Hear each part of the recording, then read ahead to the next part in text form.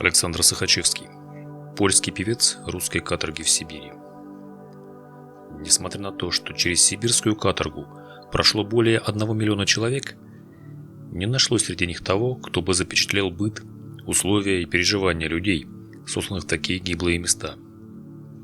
Редкие путешественники, обычно знатного рода, оттого глядевшие на каторжан свысока и из дорогих карет, оставляли пространные записи об увиденном.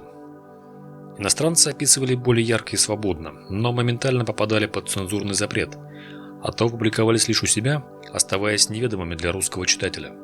Простой люд, даже сбежавший с каторги и чудом выживший, тихо доживал в укромных углах страны, опасаясь поимки, и оттого молчал.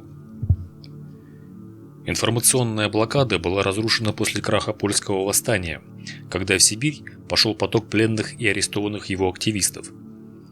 Среди них было множество выдающихся людей и разнообразных талантов, отчего в Польше о Сибири стали знать порой много больше, чем в самой России.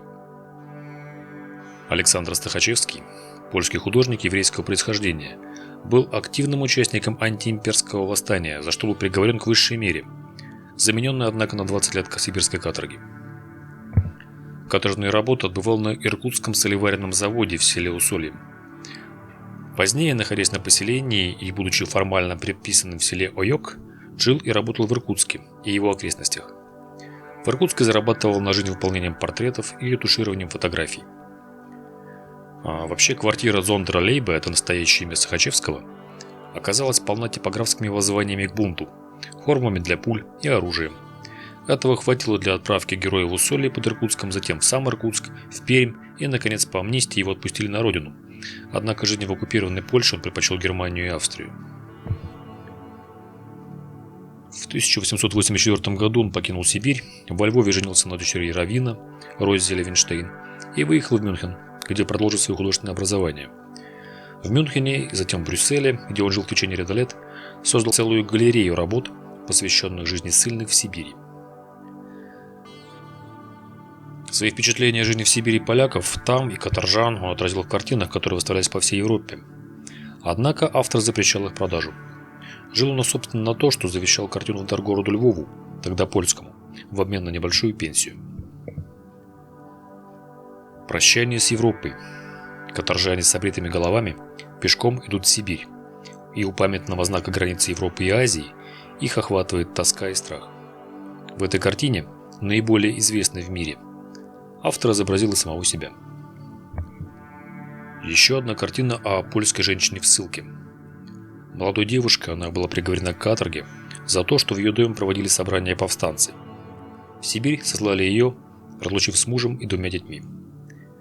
Она работала прачкой, целыми днями стирая воду в холодной Ангаре, где и умерла. Чем дальше в Сибирь, тем больше одежды было на каторжанах и сложнее был путь. Картина «Узники на работе». Художник изобразил практику приковывания каторжан к тачкам, чтобы не могли долго отдыхать от работы, что часто приводило к гибели от истощения сил.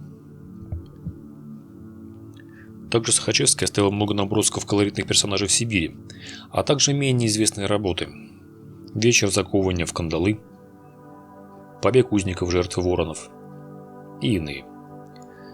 Ссылка была довольно долгой, он успел поработать на заводах, в конторах путевых дел, смотрителем станции. Наконец, отбыв срок, он вернулся в Польшу, однако жить там отказался из-за протеста против российского владычества и уехал в Австрию, где и жил до конца дней. Благодаря ему мы можем увидеть художественный взгляд на сибирскую каторгу, которая крайне мало иллюстрировалась в самой России во всех смыслах. Пишите, что думаете по этому поводу в комментариях, ставьте лайк и подписывайтесь на канал.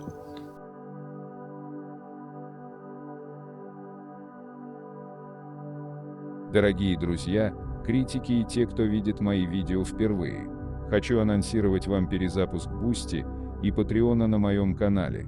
Не секрет, что YouTube довольно жесткая система со строгой модерацией, как с точки зрения правил поведения, так и тематики видео. Многие темы являются табуированными, закрытыми, не подлежащими обсуждению, что сильно сковывает тематику. И поэтому на Boosty для россиян и на Патреоне для иностранных зрителей будут свободные видео на те темы, раскрытие которых на YouTube будет невозможным и грозит всевозможными карами. Например, Есть ли отличия в интеллекте у разных расовых типов? Красивы ли дети от браков разных народов или это миф? Почему женщины предпочитают иностранных мужчин? И как с этим связана биология? И вообще, как ведется половой отбор и наследуются признаки? Какова роль разных народов в революциях и войнах прошлых веков? Почему Гитлер истреблял евреев?